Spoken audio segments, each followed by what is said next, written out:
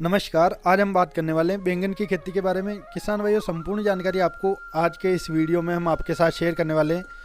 और जो बैंगन में भी जो दो तरह के बैंगन आते हैं, एक तो बिना कांटे वाले जो ज़्यादा ब्लैक कलर के बैंगन आते हैं वो, और एक कांटे वाले बैंगन। देखिए, जो मार्केट में जिस बैंगन की डिमांड ज़्यादा होती है वो है कांटे वाले बैंगन। इनकी मार्केट में डिमांड भी ज़्यादा रहती है, और अगर आप इन दोनों को साथ में बेचने जाते हैं तो आपको कांटे वाले जो बैंगन होते हैं उनके रेट भी थोड़े अच्छे भाव उनके मिल जाते हैं। तो वीडियो को बिना स्किप किए पूरा ज़रूर देखना, ताकि पूरी जानकारी आपको मिल सके कि कब आपको इसकी खेती करनी है, इसके लिए मिट्टी कौन सी चाहिए, वैरायटी आपको कौन सी लगानी है, नर्सरी कब तैयार करनी है, कैसे तैयार करनी है, बीज उपचार किससे करना है, खेत कैसे तैयार करना है। मतलब कि किसान भाइयों, A to Z संपूर्ण जानकारी हम आपके साथ शेयर करने वाले हैं।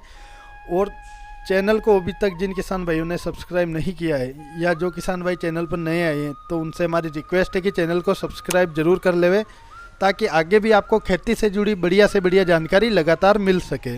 तो स्वागत है आप सभी किसान भाइयों का एक बार फिर से आपके अपने चैनल फार्मर प्रोफाइल इंडिया पर, और आज के इस नए वीडियो में राम राम जी सभी किसान भाइयों को।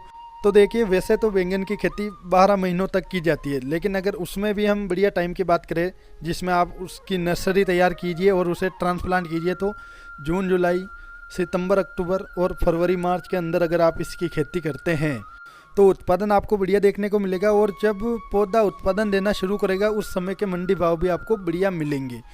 इस हिसाब से आप इस टाइम के अंदर इसकी खेती कीजिए, बढ़िया फ़ायदा ही आपको मिलेगा।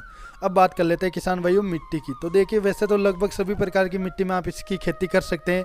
अगर बढ़िया मिट्टी की बात करें तो दोमट मिट्टी, बलुई दोमट अगर मिट्टी आपके खेत की है तो और भी बढ़िया बैंगन से आप उत्पादन ले सकते हैं।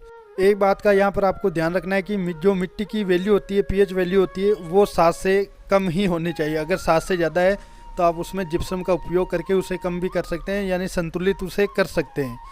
तो अगर आपकी मिट्टी की पीएच अगर 7 से कम है तो बहुत बढ़िया, अगर ज़्यादा है तो आप उसमें जिप्सम का उपयोग करके भी बैंगन की फसल लगा सकते हैं। अब बात कर लेते हैं वैरायटी की। तो देखिए किसान भाइयों, बैंगन की फसल में आपको बढ़िया से बढ़िया वैरायटी लगानी है, और हाइब्रिड वैरायटी आपको लगानी है। बाकी वैरायटी आपको अपने एरिया के हिसाब से लगानी है, जो आपके एरिया में बढ़िया उत्पादन देने में सक्षम हो वही वैरायटी आपको लगानी है। और ये बात हम कई बार बता चुके हैं कि हर एक वैरायटी को अलग अलग एरिया के हिसाब से विकसित किया जाता है, ताकि वो उस एरिया में बढ़िया उत्पादन दे सके और बढ़िया वो अपना लाइफ सर्कल पूरा कर सके बिना ज़्यादा किसी खर्चे के। अब बात कर लेते हैं नर्सरी की। तो देखिए, नर्सरी आप घर पर भी तैयार कर सकते हैं। डिस्पोजल कप में आप इसे तैयार कर सकते हैं।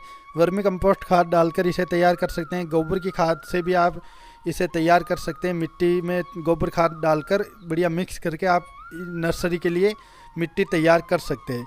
नर्सरी तैयार करने से पहले बीज उपचार आपको ज़रूर करना है, और जब आप इसे ट्रांसप्लांट करें उस समय भी आपको पौध उपचार ज़रूर करना है। तो इसके लिए आप मेटालेक्सिल का उपयोग कीजिए। 2 ग्राम पर केजी बीज के हिसाब से आपको इसका उपयोग करना है। खेत तैयारी की अगर बात करें तो बढ़िया तरीके से आपको खेत तैयार करना है। पुलाव का उपयोग आप कीजिए, मिट्टी पलटकर उसके बाद उसमें गोबर खाद डालकर आपको रोटावेटर से मिट्टी और गोबर खाद को अच्छी तरीके से मिक्स कर लेना है। उसके बाद आपको आखिरी जुताई में, या जिस भी विधि से आप लगाना चाहते हैं, उससे पहले आपको उसमें SSP, DAP, MOP और दीमक की समस्या है तो आप उसमें फिप्रोनिल का उपयोग कीजिए। इन सबको बढ़िया तरीके से मिक्स करके अपने पूरे खेत में समान रूप से आप इसे डाल दीजिए, और उसके बाद जिस तरीके से आप लगाना चाहते हैं उस तरीके से अपना खेत तैयार कर लीजिए।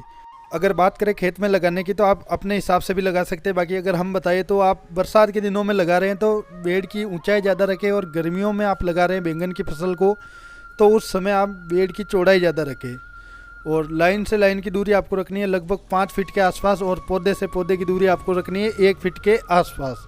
अगर आप मिल्चिंग पेपर का उपयोग करते हैं तो आपको खरपतवार से भी राहत मिल जाती है, और बढ़िया उत्पादन आपको देखने को मिल जाता है। जो मजदूरों में खर्चा लगता है, या जो रासायनिक दवा आती है उन्हें डालने में जो खर्चा लगता है, उससे भी आप बच सकते हैं।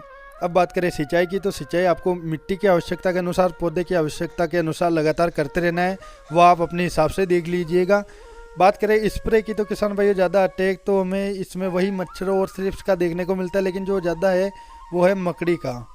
तो इसके लिए आप प्रोपारजाइट 57% इसी फॉर्म में जो आता है टेक्निकल, उसका उपयोग आप कीजिए, बराबर आपको रिजल्ट मिल जाएगा। और सबसे मेन बात किसान भाइयों, ऐसी अगर समस्या जो सब्जी वर्गीय फसलों में आती है तो उसके लिए सबसे बढ़िया कि आप हफ्ते में 1 स्प्रे अपनी फसल के अंदर इंसेक्टिसाइड और फंगिसाइड का जरूर कर देवे।